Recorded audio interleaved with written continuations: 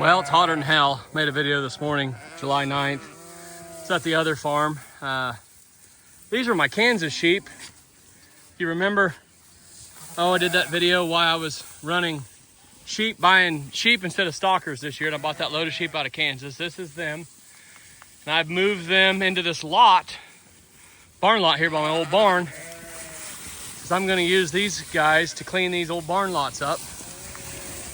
Oh hell, there's a brand new baby. Brand new baby. I don't know who that belongs to. But figure it out. Anyway, these are the Kansas sheep. They're separate from my other sheep. They're okay. I've got some foot issues on some of them. Look at that ram right there hopping. There's some ewes that are limping. They really didn't whenever I got them, and this summer they've kind of developed some issues, but not all of them. I mean, there's a few. There's one, and there's one. There's that ram right there. But for the most part, and I'll get rid of all those. Every one of those will go here when we cull here in September, or well, not in September. I'll probably cull later than that. I'll let them all have lambs and wean the lambs off and get them to market, and we'll cull these ewes. But anyway, yeah. So anyway, we're moving them around the farm here, and look at them. It is 1 o'clock in the afternoon, 9th of July, 90 degrees outside. I want to come over here and check these sheep. I gave them a water tank here. I know I've had this in the videos before, but basically just take a little bitty Rubbermaid tank. Well, I cut the top off of it and then put a float in it and hook it up to that garden hose, or you can hook it into anything. But you can see where they trimmed all these weeds up pretty good. Now they're not going to eat the stems. I mean, they might if they were starving to death. These are the worst of the sheep, the ones that's really limping, that's taken the long period of time to get up here. But for the most part, I'd say, I don't know, 85–90% of them are good. So, well, they flattened that. Look at that path they made coming in here. I just let them in these old lots. It's got this Reed's Canary and these weeds and crap like that, and they're gonna flatten this too. I'm gonna open this gate and let them in there. And then there's some lots over there I'm gonna let them in, and then I'll probably let them out of here Friday morning, I would imagine.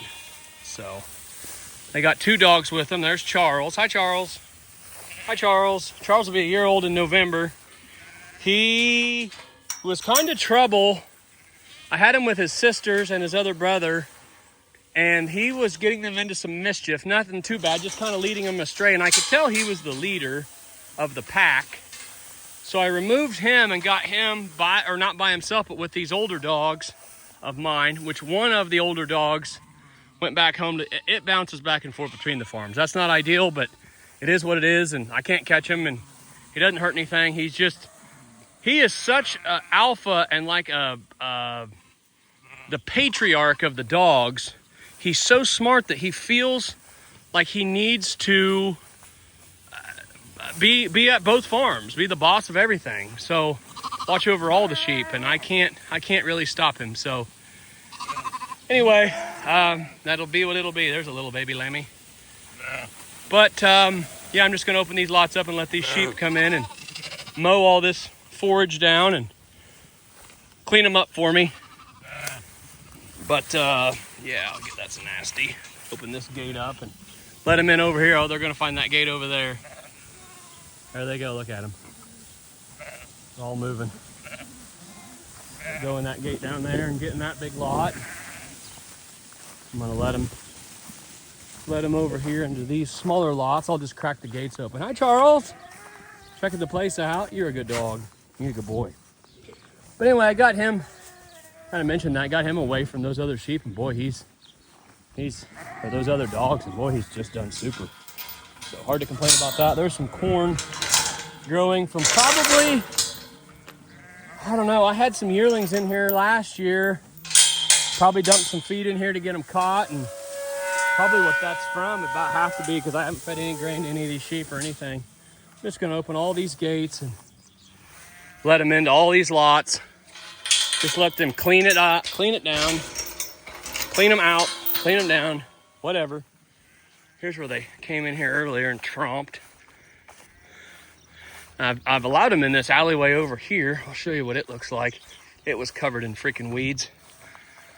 Kind of got it cleaned out. At least you can get in there and do something.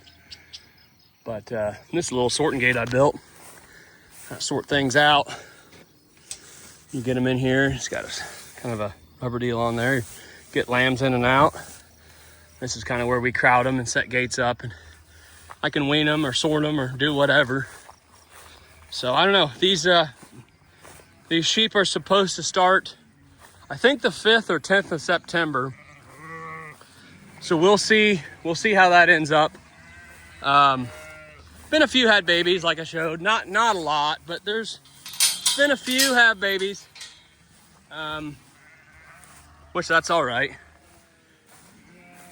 Most of them will lamb this fall if they got bred. They should. There was 350 ewes and 10 adult rams on them, so they surely got them bred. I don't know. I know they're hard to get bred out of season, but the guy that I got them off of, he was feeding them pretty hard, try to get them to flush and this and that, and maybe it'll work. So anywho, boy, this vine is just really something here. Trying to get all these gates open for these so they can navigate through here. So I'll have to go this way. But I just came over here and wanted to give an update on what was going on. Haven't brought you much from this farm. Had them up close and personal and thought I would give you a glimpse of it. Like I said, there's got some feed issues on a few of them. I'm not gonna hide it. It just is what it is. And I didn't raise any of these sheep, so whatever. They just came from a coal buyer that gathered them up and resold them to me. And I'm just taking a chance instead of buying $2,000 to $2,200 yearlings, calf weight yearlings to turn out, taking a chance on these things. And I don't think the only way I won't make any money is if none of them are bred.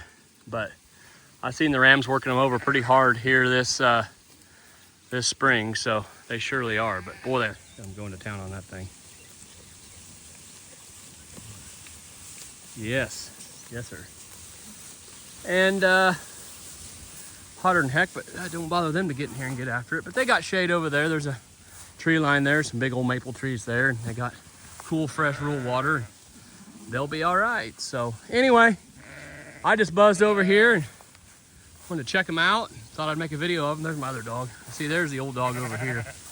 His name is Scrappy Doo, and he is the man. Anybody that mouths Pyrenees and says, "Oh, they're not good guard dogs," there's not. I don't think I'd put a guard dog in America up against that thing. Never leaves a sheep, barks all night, lives with them, loves them, sleeps with them. You can load him in a trailer with the sheep. He goes everywhere they are, and he is the man. So, well, thanks for tuning in.